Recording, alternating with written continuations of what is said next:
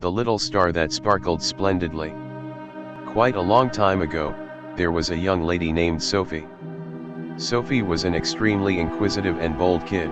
She wanted to investigate her general surroundings. She resided in a little town, where everything was natural and unsurprising. However, Sophie had a fantasy about investigating the world and tracking down her place in it. She would frequently gaze toward the night sky and miracle about the stars, how they sparkle so brilliantly and how far they are away from her.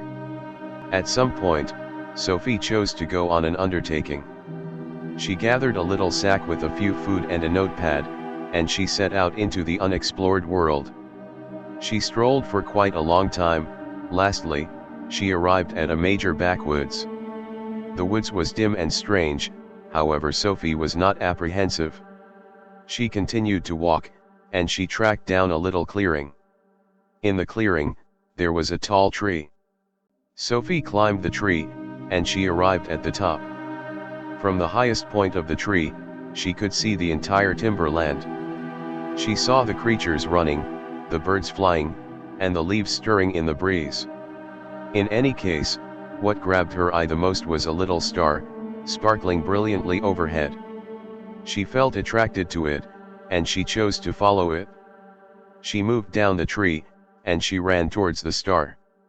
She ran for a really long time, and she at last arrived at a little slope. On the highest point of the slope, there was a telescope. Sophie glanced through the telescope, and she saw the most astonishing thing. She saw the star, yet it was anything but a star, it was a planet. She saw the planet's seas, its mountains, and its urban communities. She saw individuals living there, and she saw herself among them. She understood that she was not only a little child from a little town, however she was a piece of something a lot greater and substantially more superb. Sophie was loaded up with a feeling of having a place and reason. She took out her journal and recorded all that she saw.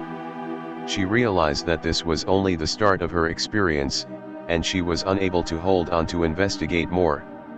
She descended the slope and began strolling back home. Coming back, she met many individuals and creatures, and she helped them. She imparted her accounts and her insight to them, and she gained from them. Sophie got back, and she was a changed individual. She had found her position on the planet and she understood what she needed to do. She needed to be a wayfarer, a voyager, and a narrator. She needed to go out there and see the world, and she needed to enlighten others. She realized that the world is large and wonderful, and that there is continuously a genuinely new thing to find. She realized that the stars are far off lights overhead, however they are a piece of her, and she is a piece of them. Sophie's fantasy roused many individuals in her town, and she turned into a good example for some youngsters. She showed them that the sky is the limit assuming you dare to follow.